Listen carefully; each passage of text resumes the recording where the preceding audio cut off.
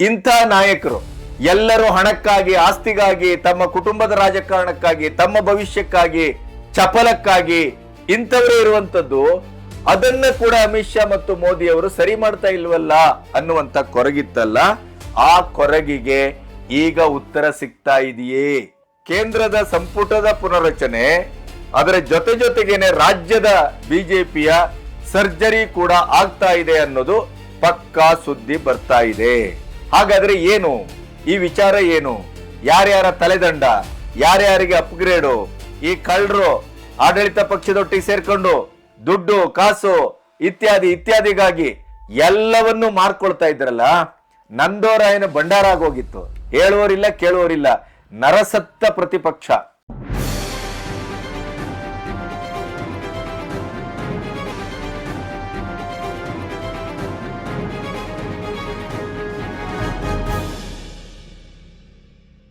ನಮಸ್ತೆ, B Ganapati news ಚಾನೆಲ್ಗೆ ಸ್ವಾಗತ.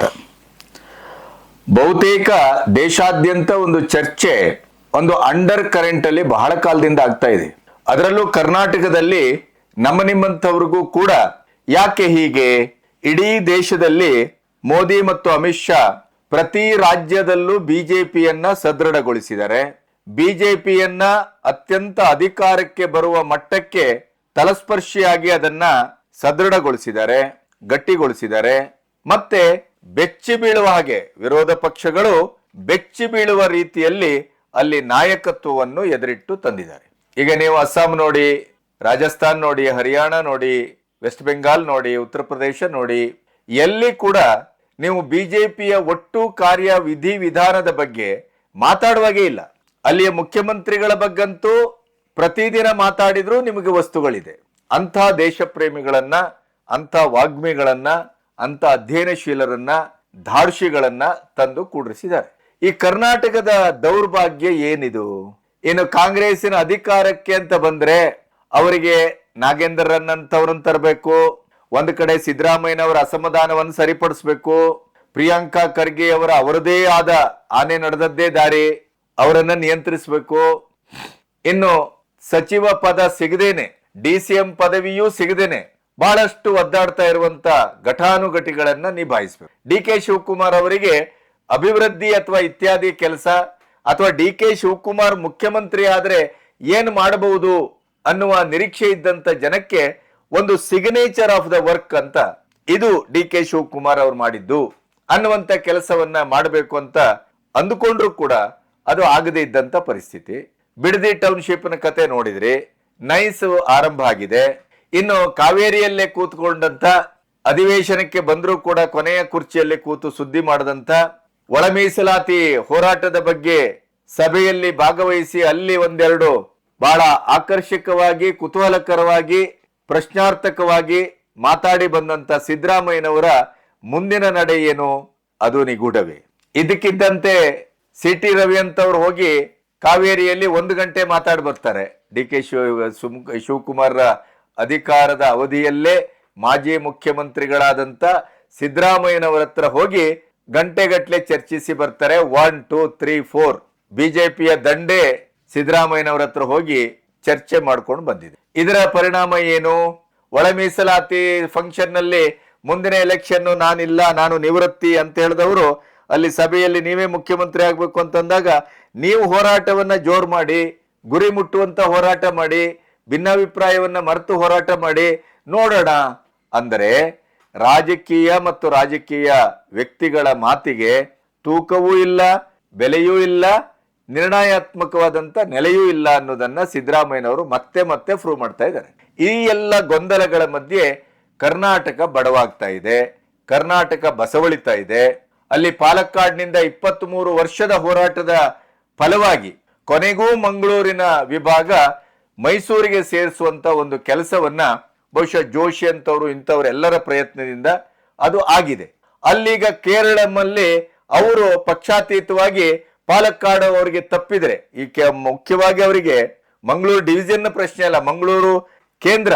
ಯಾಕೆಂದ್ರೆ 50%ಕ್ಕೂ ಹೆಚ್ಚು ಲಾಭಾಂಶ ಇರುವಂತದ್ದು, ವ್ಯವಹಾರ ಇರುವಂತದ್ದು ಮಂಗಳೂರು ಸ್ಟೇಷನ್ ನಿಂದ. ಮತ್ತೆ ಅಲ್ಲಿ ನೇಮಕಾತಿ ಇತ್ಯಾದಿ ಎಲ್ಲರನ್ನ ಕೇರಳಿಗರನ್ನ ತುಂಬಲಿಕ್ಕೆ ಅವರು ಲಾಗಾಯತ್ನಿಂದಲೂ ಪ್ರಯತ್ನ ಮಾಡ್ತಾ ಇದ್ದಾರೆ. ಕೇರಳಿಗರ ಲಾಬಿಯಲ್ಲಿ ಸ್ಟೇಷನ್ ಮಂಗಳೂರಲ್ಲಿದ್ರು ಕೂಡ ಮಂಗಳೂರಿಗರಿಗೆ ಯಾವ ಲಾಭವೂ ಇರಲಿಲ್ಲ. ಅದು ಈಗ ದಕ್ಕಿದೆ. ಅಕ್ಟೋಬರ್ 1ರಿಂದ ಅದು ಆರಂಭ ಆಗಬೇಕು. ಅದರ ಮೊದಲೇ ಅಲ್ಲಿ ಹೋರಾಟ ಶುರು ಆಗಿದೆ, ರಾಜಕೀಯ ಶುರು ಆಗಿದೆ. ಮುಂದಿನ ಎಲೆಕ್ಷನ್ಗೆ ಬಿಜೆಪಿ ಈ ಕೆಲಸವನ್ನ ಮಾಡಿದೆ ಅಂತ ಅವ್ರು ಶುರು ಮಾಡಿದ್ದಾರೆ. ಮತ್ತೆ ಹುಟ್ಟು ಹೋರಾಟಗಾರರು, ಬಿಟ್ಟಿ ಹೋರಾಟಗಾರರು ಅಥವಾ ಇನ್ಕ್ಲೂಡಿಂಗ್ ಡಿ.ಕೆ. ಶಿವಕುಮಾರ್ ಸರ್ಕಾರ, ಬಿಜೆಪಿ ಯಾರೂ ಕೂಡ ಕೇರಳದಲ್ಲಿ ಅಂತ ಹೋರಾಟಗಳು ನಡೀತಾ ಇದೆ, ಉಪವಾಸ ಮಾಡ್ತಾ ಇದ್ದಾರೆ. ಇಲ್ಲಿ ಯಾರೂ ಚಕಾರ ಎತ್ತುತ್ತಾ ಇಲ್ಲ. ಕನ್ನಡ ನಾಡಿನ ನೆಲದಿಂದ ಪಾಲಕ್ಕಾಡಿಗೆ ಇಲ್ಲಿವರೆಗೆ ಹೋದದ್ದೇ ತಪ್ಪದು. ಕೇರಳದ ಗಡಿಯನ್ನು ಹೋರಾಟ ಮಾಡಿ ಕೈಯಾರ ಕಿಂಜಣ್ರೈ ಎಲ್ಲರೂ ಕೇರಳವನ್ನಂತೂ ಕೊಟ್ಟಾಯ್ತು. ಈಗ ನಮಗೆ ಮೋದಿಯವರು ಕೊಟ್ಟಂತ ಈ ಒಂದು ಸೌಭಾಗ್ಯವನ್ನು ಕೂಡ ಅವರು ಪ್ರತಿಭಟಿಸ್ತಾ ಇದ್ರು. ನಾವಿಲ್ಲಿ ಪ್ರತಿಭಟಿಸಬೇಕು, ಅದಕ್ಕೆ ಎದುರು ಮಾತಾಡಬೇಕು, ಪ್ರತಿಕ್ರಿಯಿಸಬೇಕು ಅನ್ನುವಂಥದ್ದು ಪಕ್ಷಾತೀತವಾಗೂ ಇಲ್ಲ, ಕನ್ನಡದ ಹೋರಾಟಗಾರರಿಗೂ ಇಲ್ಲ. ಅಂದ್ರೆ ಕರ್ನಾಟಕ ಕೊನೆಗೂ ಒಂದು ದೌರ್ಭಾಗ್ಯದ ನೆಲೆ ಆಗೋಯ್ತೆ. ಬಿಜೆಪಿ ಅಂತವ್ರು ನೋಡಿದ್ರಂತೂ ಆ ಅಶೋಕ್ ಅವರು ಮೊನ್ನೆ ಒಂದು ಮಾತಾಡಿದ್ದಾರೆ ಇಂಗ್ಲಿಷ್ ನಲ್ಲಿ. ಆ ಮಾತಾಡದನ್ನ ಕೇಳ್ಬಿಟ್ರೆ ಅದು ದೇವ್ರಿಗೂ ಅಲ್ಲ ದೆವ್ವನಿಗೂ ಪ್ರೀತಿ ಆಗ್ಲಿಕ್ಕೆ ಸಾಧ್ಯ. ಆಹಾ, ಎಂತ ಇಂಗ್ಲಿಷು, ಎಂತ ಕರ್ತೃ ಕರ್ಮ ಕ್ರಿಯಾಪದ. ಅಯ್ಯಯ್ಯಯ್ಯ, ಇಂಥ ನಾಯಕರು ಎಲ್ಲರೂ ಹಣಕ್ಕಾಗಿ, ಆಸ್ತಿಗಾಗಿ, ತಮ್ಮ ಕುಟುಂಬದ ರಾಜಕಾರಣಕ್ಕಾಗಿ, ತಮ್ಮ ಭವಿಷ್ಯಕ್ಕಾಗಿ, ಚಪಲಕ್ಕಾಗಿ ಇಂಥವರೇ ಇರುವಂತದ್ದು. ಅದನ್ನ ಕೂಡ ಅಮಿತ್ ಶಾ ಮತ್ತು ಮೋದಿ ಅವರು ಸರಿ ಮಾಡ್ತಾ ಇಲ್ವಲ್ಲ ಅನ್ನುವಂತ ಕೊರಗಿತ್ತಲ್ಲ, ಆ ಕೊರಗಿಗೆ ಈಗ ಉತ್ತರ ಸಿಗ್ತಾ ಇದೆಯೇ? ಕೇಂದ್ರದಲ್ಲೂ ಬದಲಾವಣೆ, ನಬೀನ್ ನಿತಿನ್ ಅವರ ಭರ್ಜರಿ ಟೀಮು. ಆಮೇಲೆ ಇಲ್ಲಿಗ 61ರ ಒಂದು ನಂಬರ್ ಇದೆ ಸಂಪುಟ, 81ರವರೆಗೆ ಅವಕಾಶ ಇದೆ. 12-13 ಸಚಿವರನ್ನ ಈಗ ಹೊಸತಾಗಿ ಸೇರ್ಪಡೆ ಮಾಡ್ತಾರೆ ಅಂತ ಒಂದು ಸುದ್ದಿ ಇದೆ. ಅದು ಬಹುಶಃ ಈಗ ಅಕ್ಟೋಬರ್ ಅಲ್ಲಿ ಆಗಬಹುದು. ಯಾಕಂದ್ರೆ ನವೆಂಬರ್ ಅಲ್ಲಿ ತುಂಬಾ ಜನರ ರಾಜ್ಯಸಭಾ ಸದಸ್ಯತ್ವ ಕೊನೆಗೊಳ್ಳುತ್ತದೆ. ಹಾಗಾಗಿ ಕೇಂದ್ರದ ಸಂಪುಟದ ಪುನರ್ರಚನೆ, ಅದರ ಜೊತೆಗೇನೆ ರಾಜ್ಯದ ಬಿಜೆಪಿಯ ಸರ್ಜರಿ ಕೂಡ ಆಗ್ತಾ ಇದೆ ಅನ್ನೋದು ಪಕ್ಕಾ ಸುದ್ದಿ ಬರ್ತಾ ಇದೆ. ಹಾಗಾದ್ರೆ ಏನು ಈ ವಿಚಾರ, ಏನು ಯಾರ್ಯಾರ ತಲೆದಂಡ, ಯಾರ್ಯಾರಿಗೆ ಅಪ್ಗ್ರೇಡು, ಇವೆಲ್ಲದರ ಬಗ್ಗೆ ನಿಮ್ಮ ಹತ್ರ ಮಾತಾಡಬೇಕು. ಇಲ್ಲಿಯವರೆಗೆ ನನ್ನ ಚಾನೆಲ್ ಅನ್ನ ಸಬ್ಸ್ಕ್ರೈಬ್ ಮಾಡದೇ ಇದ್ರೆ ಸಬ್ಸ್ಕ್ರೈಬ್ ಮಾಡಿ ಮತ್ತು ಸ್ವತಂತ್ರ ಪತ್ರಿಕೋದ್ಯಮಕ್ಕೆ ಬೆಂಗಾವಲಾಗಿ ನಿಮ್ಮ ಅಭಿಪ್ರಾಯವನ್ನು ತಪ್ಪದೇ ಕಮೆಂಟ್ ಮಾಡಿ. ಈ ವಿಚಾರಗಳೊಟ್ಟಿಗೆ ಇನ್ನೊಂದು ಆಟಂ ಬಾಂಬು ಇದೆ, ನಿಮಗೆಲ್ಲರಿಗೂ ಅದು ಪುಳಕೋತ್ಸವದ ಮಾತು, ಅದನ್ನ ಕೊನೆಗೆ ಮಾತಾಡ್ತೀನಿ. ಈಗ ನಮಗೆ ಮೊನ್ನೆ 6 ವರ್ಷದಿಂದ ಯುವ ಮೋರ್ಚಾದ ಅದ್ಭುತವಾದ ಕೆಲಸ ಮಾಡಿದಂತ, ಮತ್ತೆ ಸಂಸತ್ತಿನ ಒಳಗೂ ಸಂಸತ್ತಿನ ಹೊರಗೂ ಇವತ್ತಿನೇನು ಜಂಜಿ ಹೋರಾಟ ಇದೆ, ಈ ಜಂಜಿಯ ಹೋರಾಟಕ್ಕೆ ಒಂದು ನೆಲೆ ಬೆಲೆ ಈ ಜಿರ್ಲೆಗಳು ಇವರೆಲ್ಲ ಬರುವ ಪೂರ್ವದಲ್ಲಿ ಅನುರಾಗ್ ಠಾಕೂರ್ ಇರಬಹುದು, ನಮ್ಮ ಕರ್ನಾಟಕದ ಬಹಳ ದೊಡ್ಡ ನಮ್ಮ ನಿಮ್ಮೆಲ್ಲರ ಹೆಮ್ಮೆಯ ತೇಜಸ್ವಿ ಸೂರ್ಯ ಇರಬಹುದು, ಇವರೆಲ್ಲ ಗುಡುಗಿನ ಹಾಗೆ ಪ್ರತಿಪಕ್ಷಗಳನ್ನ ನಡುಗಿಸುವ ಹಾಗೆ ಅಂಕಿಅಂಶಗಳು, ಅಧ್ಯಯನ, ಆ ಸಮಯಕ್ಕೆ ಸರಿಯಾದಂತ ರೀತಿಯಲ್ಲಿ ಹೊಡೆಯುವ ರೀತಿ, ಅದ್ಭುತವಾದಂತ ಪರ್ಫಾರ್ಮೆನ್ಸ್ ಅನ್ನ ಮಾಡ್ತಾ ಇದ್ದಾರೆ. ತೇಜಸ್ವಿ ಸೂರ್ಯ ಅಂತೂ ಕಳೆದ 6 ವರ್ಷದಲ್ಲಿ ಯುವ ಮೋರ್ಚಾದಲ್ಲಿ ಮಾಡಿದ ಕೆಲಸ ಸ್ವತಃ ಅಮಿತ್ ಶಾ ಮತ್ತು ಮೋದಿ ಅವರಿಗೆ ಅದು ಅತ್ಯಂತ ಇಷ್ಟವಾಗಿದೆ. ಅವರು ರಿಮಾರ್ಕೇಬಲ್ ವರ್ಕ್ ಅನ್ನೋದನ್ನು ಕೆಲವು ಕಡೆ ಅವರು ಖುಷಿಯಿಂದ ಹೇಳಿದ್ದನ್ನು ನಾವು ಕೇಳಿದ್ದೇವೆ. ಪಾರ್ಟಿಯಲ್ಲಿ ಅಂತದೊಂದು ಸುದ್ದಿ ಇದೆ. ಅಲ್ಲಿ ಯುವ ಮೋರ್ಚಾದಿಂದ ಅವರ ತೆಗೆದಾಗ್ಲೇನೆ ಒಂದು ಸುದ್ದಿ ಹುಟ್ಟಿತ್ತು. ಯಾಕಂತಂದ್ರೆ ಈಗಿನ ಸಂಪುಟದಲ್ಲಿ ಈಗ 40ರ ಒಳಗಿನವರು ಅಂತಂದ್ರೆ ರಾಮ್ ಮೋಹನ್ ನಾಯ್ಡು ಅವರು ಬಿಟ್ರೆ 38 ವರ್ಷ ಅವರಿಗೆ ಅತಿ ಕಿರಿಯ ಸಚಿವ ಅಂದ್ರೆ ಅವ್ರೊಬ್ರೆ. ಆಮೇಲೆ 24% ಮಾತ್ರ ಈ ಜೆನ್ಜಿ ಅಥವಾ ಯುವ ಪಡೆ ಅನ್ನುವಂತ 40ರ ಒಳಗಿನವರು ಇರೋದು. ಮತ್ತ ಎಲ್ಲರೂ 50-70ರ ಆಚೆನವರೇ ಇರುವಂತ. ಈಗ ಶಿಕ್ಷಣ ಸಚಿವರಾಗಿ ಜೋಶಿ ಅವರು ಬಂದರೂ ಕೂಡ ಅವತ್ತೇ ಒಂದು ಸುದ್ದಿ ಹುಟ್ಕೊಳ್ಳಿತ್ತು, ನಿರ್ಮಲಾ ಸೀತಾರಾಮನ್ ಅವರು ಆ ಜಾಗಕ್ಕೆ ಬರ್ತಾರೆ, ಮಾಜಿ RBI ಗವರ್ನರು ಈ ವಿತ್ತ ಖಾತೆಗೆ ಬರ್ತಾರೆ ಅನ್ನುವಂತ ಸುದ್ದಿಯು ಇತ್ತು. ಇವೆಲ್ಲದರ ಹಿನ್ನೆಲೆಯಲ್ಲಿ ಈಗ ಬರ್ತಾ ಇರುವಂತ ಸುದ್ದಿ, ಈ ರೀಶಫಲ್ ಆಗ್ತಾ ಇರುವಂತದ್ರಲ್ಲಿ ಈಗ ನೀವು ನೋಡ್ತಾ ಇದ್ದೀರಿ, ಇಂಡಿವಿಜುವಲ್ ವಿಡಿಯೋ ಮಾಡಿ ಬಿಡ್ತಾ ಇದ್ದಾರೆ ಮೋದಿ ಅವರು, ನೇರವಾಗಿ ಜಂಜಿಗಳೊಟ್ಟಿಗೆ ಕನೆಕ್ಟ್ ಆಗ್ತಾ ಇದ್ದಾರೆ. ಈ CJPಯ ದರಿದ್ರ ಹೋರಾಟಗಳ ನಂತರ ಇಡೀ ಯುವ ಸಮುದಾಯಕ್ಕೆ ನಾವು 12 ವರ್ಷದಲ್ಲಿ ಏನ್ ಮಾಡಿದ್ದೆವು, ಏನ್ ಮಾಡ್ತಾ ಇದ್ದೇವೆ, ಆಮೇಲೆ ಈಗ ನೀಟ್ ಎಕ್ಸಾಮಿನ ಹಗರಣಕ್ಕೆ ಸಂಬಂಧಪಟ್ಟು ಯಾವ್ಯಾವ ಹೆಜ್ಜೆಗಳನ್ನು ಇಟ್ಟಿದ್ದೇವೆ, ಸ್ವಾತಂತ್ರ್ಯೋತ್ಸವದ ಭಾಷಣದಲ್ಲಿ ಕೂಡ ಈ ಕಾಂಪಿಟೇಟಿವ್ ಎಕ್ಸಾಮಿನ ಒಂದು ಮಾಫಿಯಾದಿಂದ ಹೊರಗಡೆ ನಮ್ಮ ಯೂತ್ ಗಳನ್ನ ತರಬೇಕು ಅಂತಾದ್ರೆ ನಾನು ಏನ್ ಮಾಡ್ಬೇಕು, ಏನ್ ಮಾಡ್ಲಿಕ್ಕೆ ಹೊರಟಿದ್ದೇನೆ ಅನ್ನುವಂತ ವಿಸ್ತಾರವಾದ ಒಂದು ಬ್ಲೂ ಪ್ರಿಂಟ್ ಅನ್ನ ಇಟ್ರು.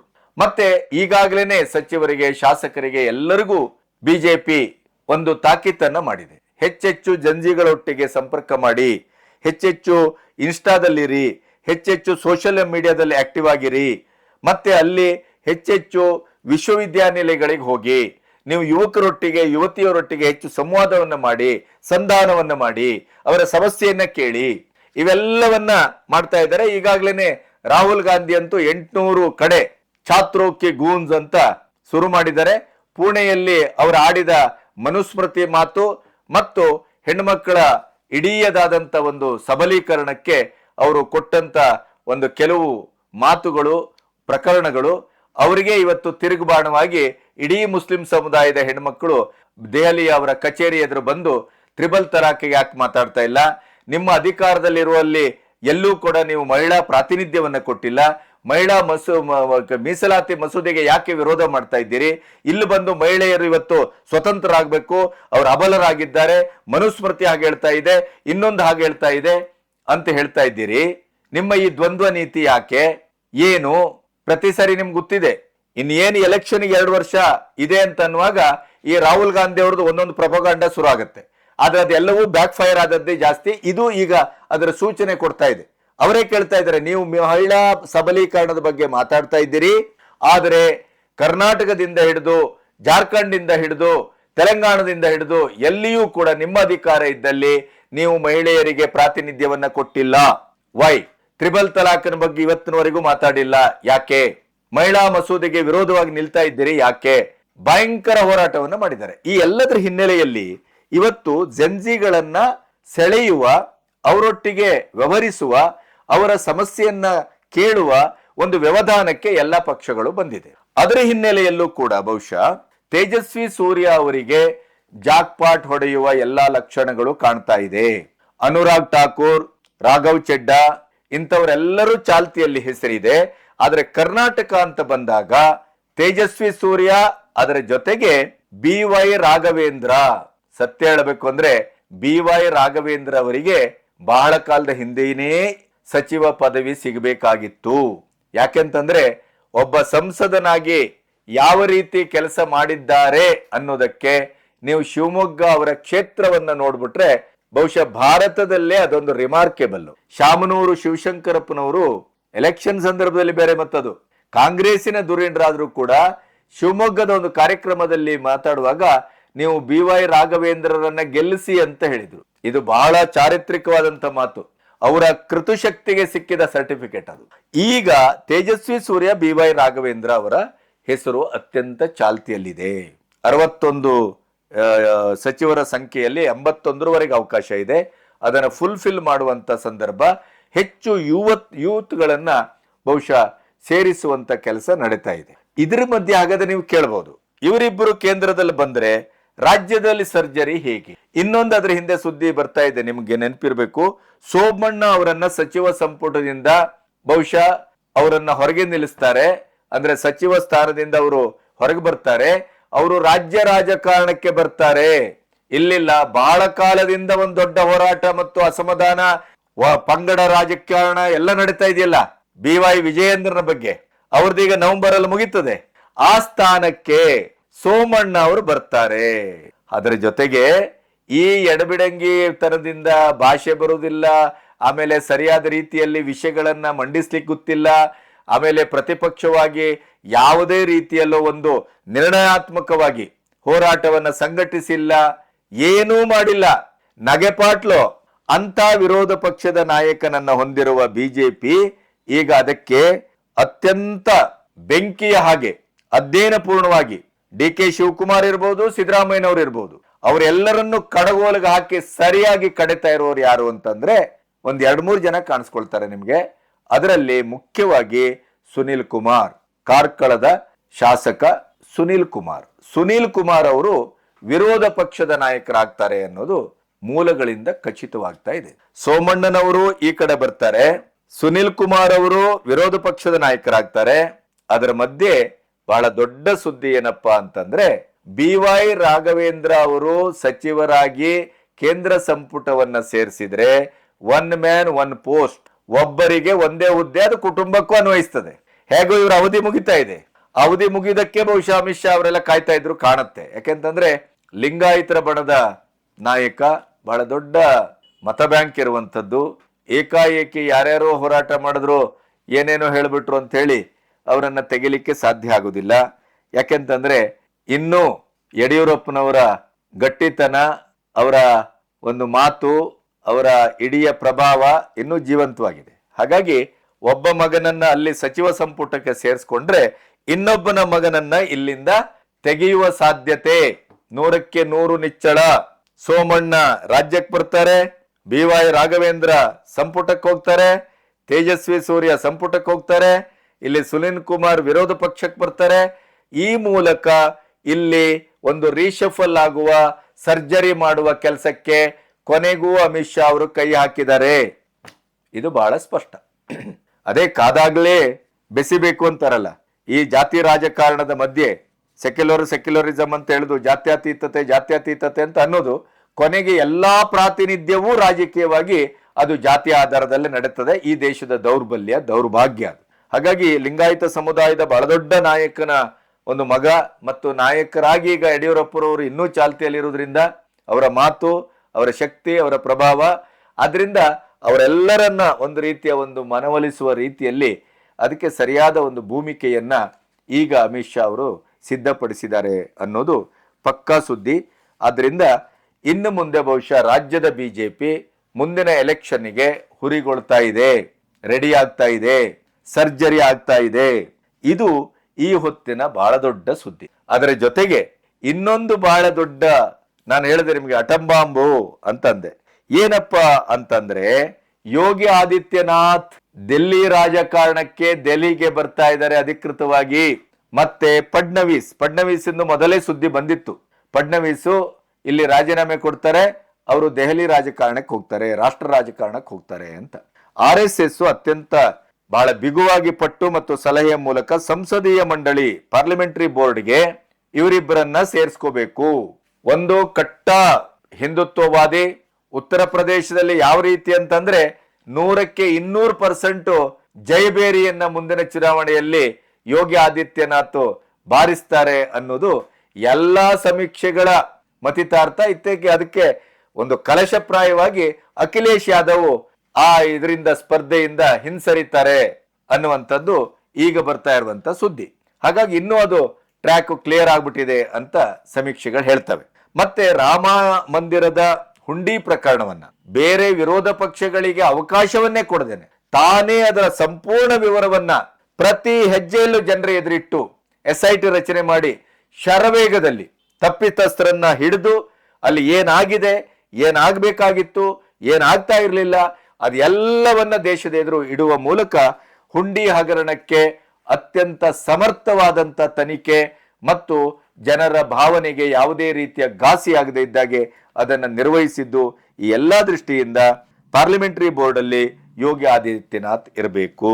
ಫಡ್ನವೀಸ್ ಅವರು ಆಡಳಿತದ ಸಾಮರ್ಥ್ಯ ಮತ್ತೆ ಈ ಮೈತ್ರಿ ಸರ್ಕಾರವನ್ನ ಅವರು ನಿಭಾಯಿಸಿದ ರೀತಿ, ಆ ಬುದ್ಧಿವಂತಿಕೆ, ಹಾಗಾಗಿ ಇವರಿಬ್ಬರು ಅಲ್ಲಿ ಇರಬೇಕು ಅನ್ನೋದು. ಇದರ ಮಜಾ ಏನು ನೀವು ಕೇಳಬಹುದು.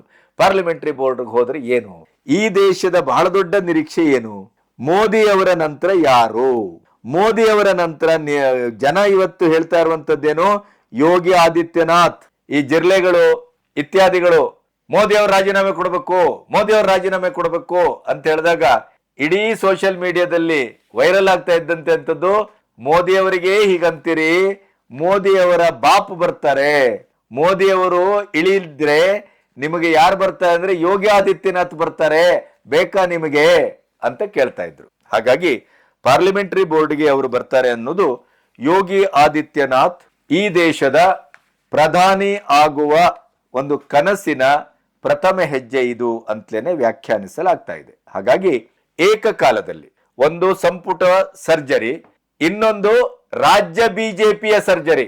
ಈ ಕಳ್ಳರು ಆಡಳಿತ ಪಕ್ಷದೊಟ್ಟಿಗೆ ಸೇರ್ಕೊಂಡು ದುಡ್ಡು ಕಾಸು ಇತ್ಯಾದಿಗಾಗಿ ಎಲ್ಲವನ್ನೂ ಮಾರ್ಕೊಳ್ತಾ ಇದ್ರಲ್ಲ, ನಂದೋರಾಯನ ಭಂಡಾರ ಆಗೋಗಿತ್ತು. ಹೇಳುವವರಿಲ್ಲ ಕೇಳುವವರಿಲ್ಲ, ನರಸತ್ತ ಪ್ರತಿಪಕ್ಷ. ಈ ನಾಗೇಂದ್ರನೊಂದು ಬಿಟ್ರೆ KPSC ಹಗರಣದಲ್ಲಿ ಏನ್ ಮಾಡಿದ್ರು? ಆಯ್ತು, ಈಗ ಪಾಲಕ್ಕಾಡಿನ ಅವರು ಅಲ್ಲಿ ಭಯಂಕರ ಹೋರಾಟ ಮಾಡ್ತಾ ಇದ್ದಾರೆ. ಕರ್ನಾಟಕಕ್ಕೆ ಕನ್ನಡಕ್ಕೆ ಅನ್ಯಾಯ ಆಗುವ ಸಾಧ್ಯತೆ ಇನ್ನೂ ಇದೆ. ಅದಕ್ಕೆ ಯಾಕೆ ಬಾಯಿ ಬಿಡ್ತಾ ಇಲ್ಲ? ಯಾವ ರೀತಿಯ ಹೋರಾಟವನ್ನು ಮಾಡ್ತಾ ಇಲ್ಲ, ನಿಷ್ಕ್ರಿಯ, ಸ್ವಾರ್ಥ, ಹಣ ಆಸ್ತಿ, ಹಣ ಆಸ್ತಿ ಅಷ್ಟೇ, ಒಳ ಒಪ್ಪಂದ. ಹಾಗಾಗಿ ಅದೆಲ್ಲದಕ್ಕೂ ಈಗ ಮದ್ದರಿಯುವ ಕೆಲಸಕ್ಕೆ ಅಮಿತ್ ಶಾ ಮತ್ತು ಮೋದಿ ಅವರು ಮುಂದಾಗಿರೋದ್ರಿಂದ ಇದೊಂದು ಬಹಳ ದೊಡ್ಡ ಬ್ರೇಕಿಂಗ್ ನ್ಯೂಸು, ಬಹಳ ದೊಡ್ಡ ಸುದ್ದಿ. ಮತ್ತೆ ಮೋದಿ ಆ ಒಂದು ಅಮಿತ್ ಶಾ ಅವರ ಆಲೋಚನೆ ಎಷ್ಟು ಪಕ್ವವಾಗಿದೆ ಅನ್ನೋದಕ್ಕೆ ಯಾವ ಹೊತ್ತಲ್ಲಿ ಎಲ್ಲಿ ಕೈ ಹಾಕ್ಬೇಕು ಅಲ್ಲಿ ಹಾಕ್ತಾರೆ. ಹಾಗಾಗಿ ತೇಜಸ್ವಿ ಸೂರ್ಯ ಮತ್ತು BY ರಾಘವೇಂದ್ರ ಇಬ್ರು ಕರ್ನಾಟಕದ ಒಂದು ಪ್ರಾತಿನಿಧಿಕವಾಗಿ ಸಚಿವ ಪದಕ್ಕೆ ಏರ್ತಾ ಇರುವಂತದ್ದು ಬಹಳ ದೊಡ್ಡ ಸುದ್ದಿ. ಅದರ ಜೊತೆಗೆ ಸೋಮಣ್ಣ ಅವರು ಬರ್ತಾ ಇರೋದ್ರಿಂದ ಬಿಜೆಪಿ ರಾಜ್ಯದಲ್ಲಿ ಸಮರ್ಥವಾದಂತ ಒಬ್ಬ ರಾಜ್ಯಾಧ್ಯಕ್ಷನನ್ನ ಹೊಂದದೆ ಅನ್ನೋದ್ರ ಬಗ್ಗೆ ಡೌಟೇ ಬೇಡ. ಬಹಳ ಅದ್ಭುತವಾದ ಸಂಘಟಕರವರು. ಆದ್ರಿಂದ ಬಿಜೆಪಿಗೆ ಕಾಯಕಲ್ಪ ಆಗೇ ಆಗತ್ತೆ. ಎಲ್ಲ ದೃಷ್ಟಿಯಿಂದಲೂ ಇದು ಬಿಜೆಪಿಯ ರಾಜ್ಯದ ದೃಷ್ಟಿಯಿಂದಲೂ ಮತ್ತು ಕೇಂದ್ರದ ದೃಷ್ಟಿಯಿಂದಲೂ ಬಹಳ ದೊಡ್ಡ ಸುದ್ದಿ ಅಂತ ನನ್ನ ಭಾವನೆ. ನಿಮಗೇನು ಅನಿಸ್ತದೆ ಅದನ್ನ ಕಮೆಂಟ್ ಮೂಲಕ ತಿಳಿಸಿ. ನಮ್ಮ ಚಾನೆಲ್ ಅನ್ನ ಸಬ್ಸ್ಕ್ರೈಬ್ ಮಾಡಿ, ಶೇರ್ ಮಾಡಿ ಮತ್ತು ಸ್ವತಂತ್ರ ಪತ್ರಿಕೋದ್ಯಮಕ್ಕೆ ಆರ್ಥಿಕವಾಗಿ ಬೆಂಗಾವಲಾಗಿ. ನಮಸ್ತೆ.